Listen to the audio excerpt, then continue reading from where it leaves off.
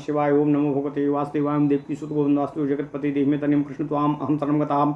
अथ श्री वायुपुराण उत्तरार्ध पंचचत्वारिंशोऽध्यायः गया महात्म्यो तृतीय। ओम नमः शिवाय। नारद उवाच कथं शिला समुत्पन्ना यथा क्रांतो गयासुरः किं रूपं किं च माहात्म्यं तस्या किं वदनाम च।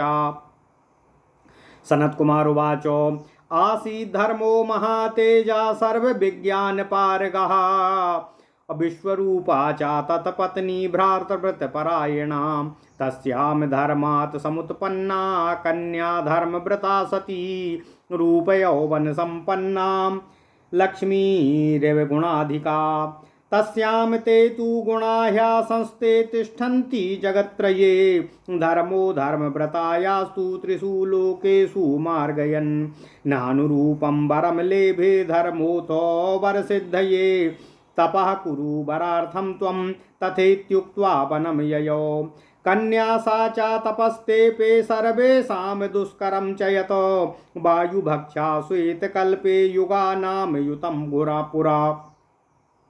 ब्रह्मणो मानसः पुत्रो मरीचिर्नाम विश्रुतः पर्याटन पृथ्वीं सर्वां कन्यारत्नं ददर्शः सः रूपयौवन सम्पन्ना परमे तपसि स्थिताम् प्रपच्यदाथ मरीचिस्तां का त्वं कास्यसि तद्वद रूपेणानेन मां भीरु विमोहयसि सुव्रते ब्रह्मात्मजोऽहं विख्यातो मरीचिर्वेदपारगः मरीचेर्वचनं श्रुत्वा कन्या प्रोवाच तं मुनिम् अहं धर्मव्रता नाम धर्मपुत्री तपोनिविता पतिव्रतार्थं विप्रेन्द्रो चरामि परमं तपः धर्मव्रतां मरीचिस्तामुवाच प्रीतिपूर्वकं पतिव्रता दर्शनाम्ने भविष्यसि शुभव्रते पतिव्रते क्षया पृथिवीं विचरामि ह्यहर्निशम् त्वं चेत् पतिव्रता जाता भजे त्वां भज मां वरं लोके न त्वादृशी कन्या मातुल्यो न ते वरः धर्मव्रते धर्मपत्नी तस्मात् त्वं भव मेधुना धर्मव्रता मुनिं प्राह धर्मं याचये सुव्रताः तच्छ्रुत्वा धर्मम् अगमन् मुनिं धर्मो ददर्शः तेजः पुञ्जं वरं नत्वाः आसनार्ध्यादिनार्चयत किमर्थमागतः पृष्टो मरीचिर्धर्मं ब्रवीत कन्यार्थं भ्रमता पृथिवीं दृष्टा ते कन्यकावरा मह्यं कन्यां चातं देहि श्रेयस्तव भविष्यति आर्ध्यादीनां समभ्यर्चं धर्मं प्रोचे तथेति तं धर्मव्रतां समानीय दत्तवास्तां मरीचये ब्राह्मणाय विवाहेन धनरत्नादिकं ददौ वरं च दत्तवांस तस्मै तद्वाक्यं यत्तथा कृतम् अग्निहोत्रेण सहितां स्वाश्रमं तां द्विजो नयत रेमे मुनिस्तया सार्ध्यं यथा विष्णुः श्रिया सह पार्वत्यां च यथा शाम्भुः सरस्वत्या यथा ह्यजः यज्ञे पुत्रशतं तस्यां मरीचेर्विष्णुनोपमं मरीचिः फलपुष्पार्थं वनं गत्वा समागताः श्रान्ताः कदाचितां पत्नीमुवाचेति पतिव्रतां भुक्त्वा तु शयनस्य पादसंवाहनं कुरु धर्मव्रता तथेत्युक्त्वा शयनस्थस्य चासा मुने पादसंवाहनं चक्रे घृतेनाभ्यज्य तत्परः निद्रायामाणेथ मुनो ब्रह्मा तं देशमागता येष दृष्ट्वा ब्रह्माणं मनसार्चयितुं प्रभुं पादसंवाहनं कुर्यां किं पूज्योऽयं जगद्गुरुम् इत्याकुला समूतस्थो मत्वा सातां गुरुर्गुरुम् अर्घ्यपाद्यादिकं दत्त्वा ब्रह्माणं समपूजयत सत्कृतायां तु शय्यायां विश्रामं करोदजः एतस्मिन्नन्तरे भर्ता समूतस्थो सुतल्पतः धर्मव्रतां पश्यन्स विप्रः क्रुद्धः सशापिताम् पादसंवाहनं त्यक्त्वा यस्मादाज्ञां विहाय मे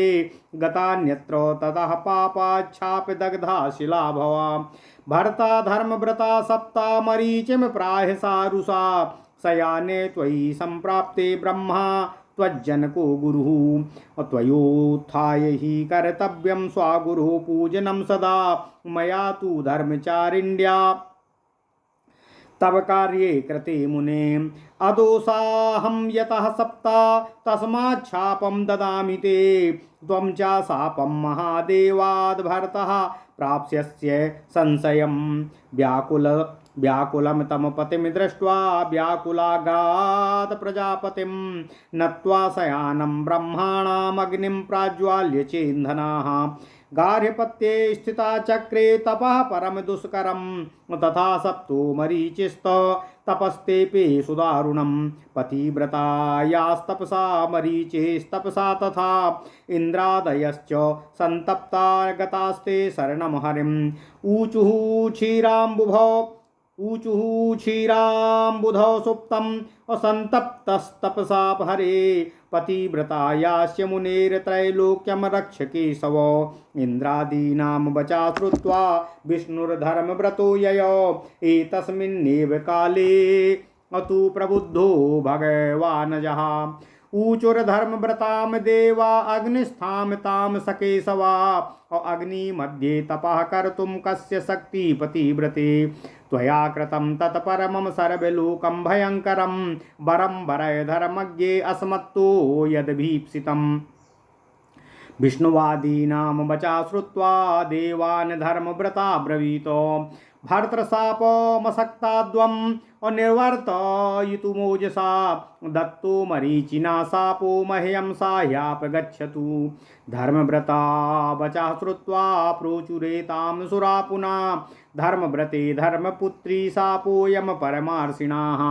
ददस्तेना निराकर्तु शक्यो देवदुजातिभिः तस्मादन्यं वरं ब्रूहि यतो धर्मस्य संस्थितः भवेद्वै त्रिषु लोकेषु वेदोक्तस्य शुभव्रते देवानां वचनं श्रुत्वा देवान् धर्मव्रता ब्रवीतो भर्तुः शापान् मोचयितुं न शक्ताश्च यदा मरा मह्यं वरं प्रयच्छध्वम् एवं विधिमनुत्तमं शिलाहं हि भविष्यामि ब्रह्माण्डे पावनी शुभा नदी नद सरस्वतीर्थ पावनी ऋष्यादिभ्यो मुनिभ्यश्च मुख्यदेवेभ्य एव च त्रैलोक्ये यानि लिङ्गानि व्यक्ताव्यक्तात्मकान्यपि तानि तिष्ठन्तु मद्देहे तीर्थरूपेण सर्वदा तीर्थन्यापि च सर्वाणि नक्षत्रप्रमुखास्तथा तिष्ठन्तु देवा सकला देव्यश्च मुनयस्तथा शिलास्थितेषु तीर्थेषु स्नात्वा कृत्वाथ तर्पणं श्राद्धं सपिण्डकं येषां ब्रह्मलोकं प्रयान्तु ते गदाधरो दृश्यतीर्थं सर्वतीर्थोत्तमोत्तमं भुक्तिर्भवेत् पितॄणां च बहूनां श्राद्धता सदा जरायुजाण्डजा वापि श्वेतजा वापि चोद्भिदः त्यक्त्वा देहं शिलायां ते यान्तु विष्णुस्वरूपतां यथार्चिते हरौ सर्वे यज्ञाः पूर्णा भवन्ति तथा श्राद्धं तर्पणं च स्नानं च क्षयमस्तु मम देहे सुरेशानां ये जपन्ति श्रुतादिकम् अचिरेणापि ते सिद्धा सिद्धिभाजो भवन्तु वै पितॄणां कुलसाहस्रमात्मना सहिते नरा श्राद्धादिना समुद्धृत्य विष्णुलोकं नये ध्रुवम् यावत्यो हि सरिश्रेष्ठा गंगाद्याश्च हृदा शुभा समुद्राद्या सरो मुख्या मानसाद्या सुरेश्वरा नृणां श्राद्धं विदधतो मुक्तये निवसन्तु मे शरीरेण समायान्तु क्वाचिन्नो यान्तु देवताः एको विष्णुस्त्रिधा मूर्तिर्यावत् संकीर्त्यते बुधै तावच्छिलायां सर्वाणि तीर्थानि सहदेवतये तथा सदा तिष्ठन्तु मुनयो गन्धर्वाणां गणाश्च ये यावत् तिष्ठति ब्रह्माण्डं तावत् तिष्ठतु वैशिला मम देशे स्मरूपे च ये जपन्ति तपन्ति च जुहोन्त्यग्नौ चातेषां वै तदक्षप्योपतिष्ठताम् अक्षयं तु भवेत् श्राद्धं जपहोमा तपांसि च शिलापर्वतरूपेण मयि तिष्ठत सर्वदा। ओम नमः शिवाय, ओम नमः शिवाय, ओम नमः शिवाय। पतिव्रता वचा श्रुत्वा देवा प्रोचु पतिव्रतां त्वया यत् प्रार्थितं सर्वं तद्भविष्यात् संशयम् गयासुरस्य शिरसि भविष्यसि सदा यदा स्थिरा तदा पदादिरूपेण स्थाप्यात्मस्त्वयि सुस्थिराः वरं शिलायै दत्त्वयं तत्रैवान्तर्दधुसुरा। ओम नमः शिवाय, ओम नमः शिवाय, ओम नमो भगवते वासुदेवाय। ओम देवकी सुत गोविंदमास्तु जगतपति देहि में तनियम कृष्ण त्वाम अहम शरणं गता। अथ श्री वायुपुराण उत्तरार्ध पंचचत्वारिंशो अध्यायः 45वां अध्याय गया महात्म्य तृतीय। नारद जी ने कहा, हे सनत कुमार जी, वह शिला किस प्रकार उत्पन्न हुई तथा उसने गयासुर को कैसे आक्रांत किया, उसका स्वरूप कैसा है, उसका महात्म्य क्या है तथा उसका नाम क्या है, यह हमें बताने की कृपा करें। सनत कुमार जी बोले, प्राचीन काल में धर्म नाम के एक महातेजस्वी सभी विज्ञान के ज्ञाता महात्मा हुए थे। उनकी पत्नी विश्वरूपा पतिव्रत परायणा थी। उससे धर्म के संयोग द्वारा धर्मव्रता नाम की एक कन्या उत्पन्न हुई थी, जो यौवन से संपन्न तथा लक्ष्मी के समान अत्यंत गुणवती थी। तीनों लोकों में जितने भी गुण थे वे सभी उस कन्या में विद्यमान थे। धर्म की पुत्री धर्मव्रता के लिए तीनों लोकों में उसके अनुरूप वर खोजा, किंतु उसके उपयुक्त वर उन्हें कहीं भी दिखाई नहीं पड़ा। तब धर्म ने वरदान द्वारा कार्य सिद्धि के लिए पुत्री से कहा, हे पुत्री, अपने अनुरूप वर प्राप्ति के लिए तपस्या करो। तब वह कन्या पिता की आज्ञा अनुसार वन चली गई और वहां जाकर उसने कठोर तपस्या की। उस श्वेत कल्प में धर्मव्रता ने घोर तपस्या करते हुए 10 सहस्त्र युगों तक केवल वायु का आहार करते हुए तपस्या की। उसी समय ब्रह्मा के मानस पुत्र मरीचि नाम वाले प्रख्यात ऋषि पृथ्वी पर भ्रमण करते हुए वहां आए और तपस्यारत उस कन्या रत्न को देखा। उन्होंने देखा कि परम सुंदरी तथा पूर्ण यौवन संपन्ना होते हुए भी वह अत्यंत कठिन तपस्या कर रही है। इस पर ऋषि श्रेष्ठ मरीचि ने कन्या से पूछा कि हे कल्याणी, तुम कौन हो और किसकी पुत्री हो? हे सदा व्रत धारिणी, तुमने अपने रूप से मुझे विमोहित कर लिया है। मुझसे भयभीत मत हो। मैं ब्रह्मा का पुत्र हूँ और संपूर्ण वेदों का ज्ञाता हूँ। संपूर्ण जगत में मैं मरीचि के नाम से प्रसिद्ध हूँ। मरीचि की बातों को सुनकर उस कन्या ने कहा, हे विप्रेंद्र, मैं धर्म की पुत्री हूँ और मेरा नाम धर्मव्रता है। पति एवं पतिव्रत धर्म की प्राप्ति के लिए यह घोर तपस्या कर रही हूँ। धर्मव्रता की बातों को सुनकर मरीचि ने उससे प्रेम पूर्वक कहा, हे शुभव्रते, मेरे दर्शन मात्र से ही तुम पतिव्रता हो जाओगी। पतिव्रता स्त्रियों के दर्शन हेतु ही मैं रात दिन पृथ्वी पर भ्रमण करता हूँ। यदि तुम पतिव्रता हो तो मुझे पति रूप में स्वीकार करो। मैं भी तुम्हें पत्नी रूप में स्वीकार करता हूँ। इस जगत में ना कोई अन्य कन्या है और ना ही मेरे समान कोई अन्य वर तुम्हारे लिए उपलब्ध है। अतः हे धर्मव्रते, तुम मेरी धर्मपत्नी बन जाओ। मुनि की बातों को सुनकर धर्मव्रता ने कहा, हे उत्तम व्रतधारी, इसके लिए आप मेरे पिता से प्रार्थना करें। यह सुनकर मुनि मरीचि धर्म के पास गए। उन तेजपुंज मुनि को देखकर धर्म ने उनका आसन अर्घ आदि प्रदान कर सत्कार किया और पूछा कि हे मुनि, आप यहाँ किस हेतु से पधारे हैं? मरीचि धर्म से बोले, मैं अपने योग्य कन्या के लिए संपूर्ण पृथ्वी पर भ्रमण कर रहा था। तभी मुझे तुम्हारी परम श्रेष्ठ कन्या दिखाई पड़ी। तुम मुझे अपनी कन्या प्रदान करो, इससे तुम्हारा कल्याण होगा। मुनि की बातों को सुनकर धर्म ने पुनः उनका अर्घ्य आदि देकर सत्कार किया और धर्मव्रता को वन से लाकर विधि पूर्वक विवाह कर उसे मरीचि को प्रदान कर दिया। विवाह के अवसर पर ब्राह्मणों को धन रत्न आदि दान में दिए गए। मरीचि के कथनानुसार धर्म ने सभी कृत्यों को पूर्ण किया था, इसलिए मरीचि ने उन्हें वरदान प्रदान किया। इसके पश्चात मुनि मरीचि अग्निहोत्र सहित पत्नी को लेकर अपने आश्रम आ गए।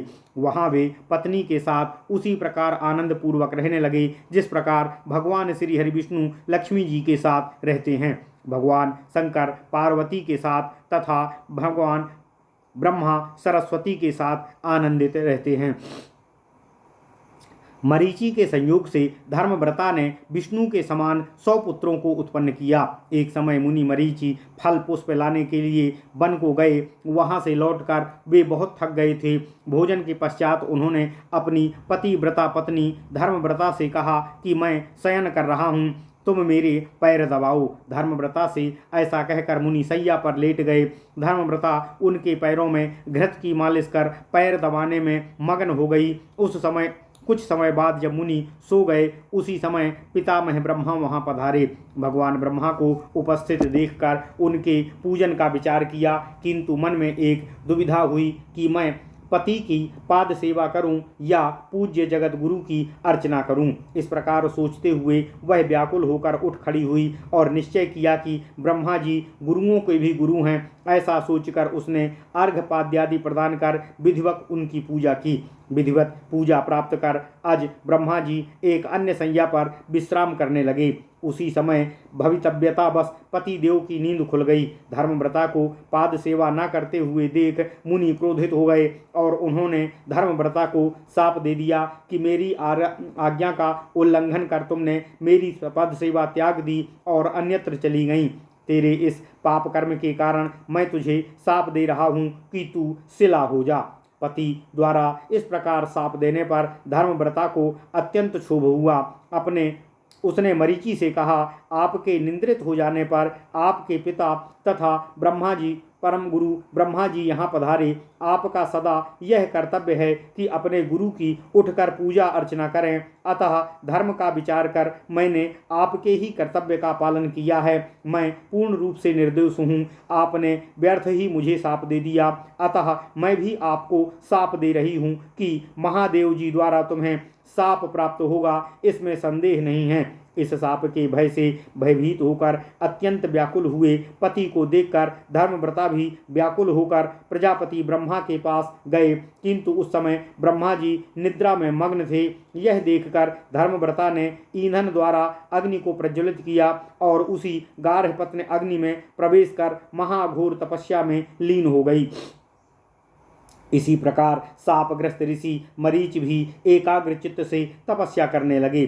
पतिव्रता धर्मव्रता तथा मरीचि की इस दारुण तपस्या से संतप्त होकर इंद्र आदि देवता भगवान श्री हरि विष्णु की शरण में गए। क्षीर सागर में शयन करते हुए भगवान श्री हरि विष्णु से देवताओं ने निवेदन करते हुए कहा, हे भगवान, पतिव्रता धर्मव्रता तथा ऋषिवर मरीचि की घोर तपस्या से हम संतप्त हो रहे हैं। इस त्रैलोक की आप उनसे रक्षा करें। इंद्र आदि के इस वचनों को सुनकर भगवान श्री हरि विष्णु धर्मव्रता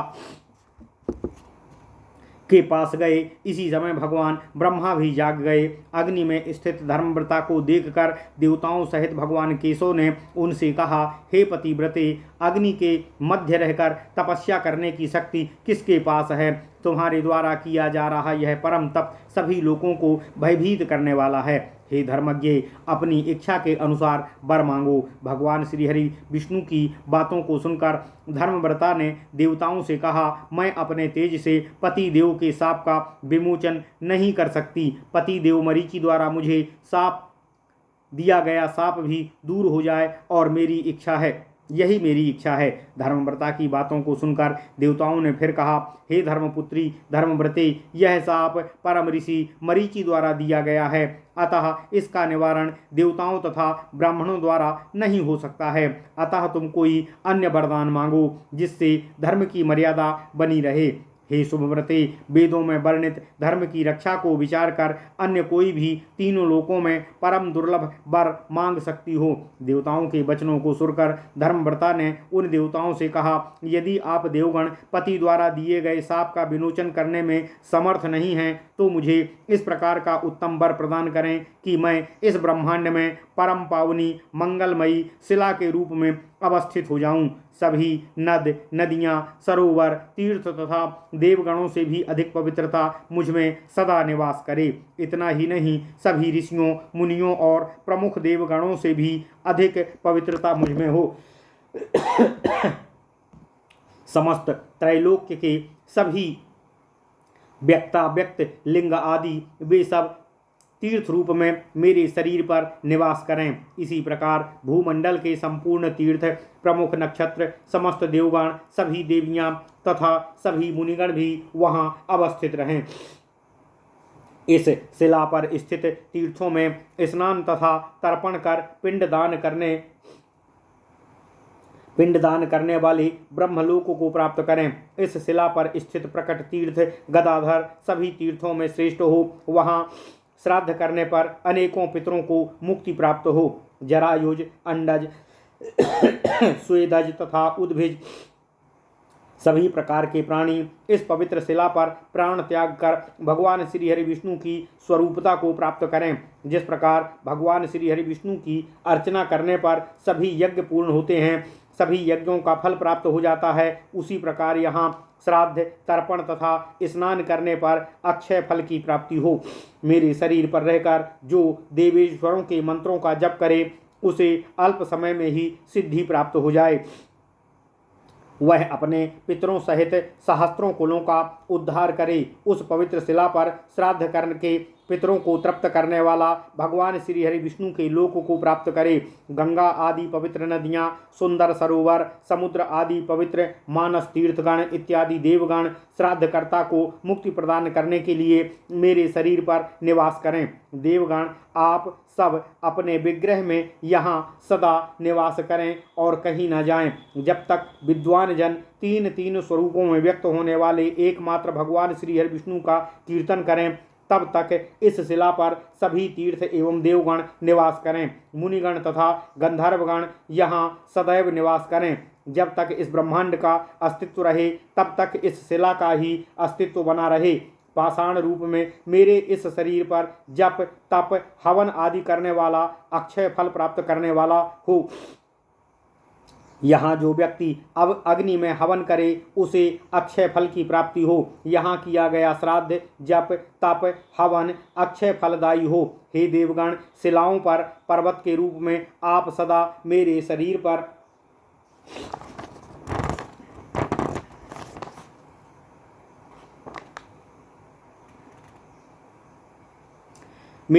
पर स्थित रहें। पतिव्रता की बातों को सुनकर देवताओं ने कहा, हे पति परायणा, तुम्हारे द्वारा प्रार्थित सभी अभिलाषाएं निस्संदेह पूर्ण होंगी। गयासुर के सिर पर जब तक तुम स्थित रहोगी तब तक चरण आदि के रूप में हम तुम्हारे शरीर पर स्थित रहेंगे। इस प्रकार धर्मव्रता को वरदान देकर देवगण वहां से अंतर्ध्यान हो गए। ओम नमः शिवाय।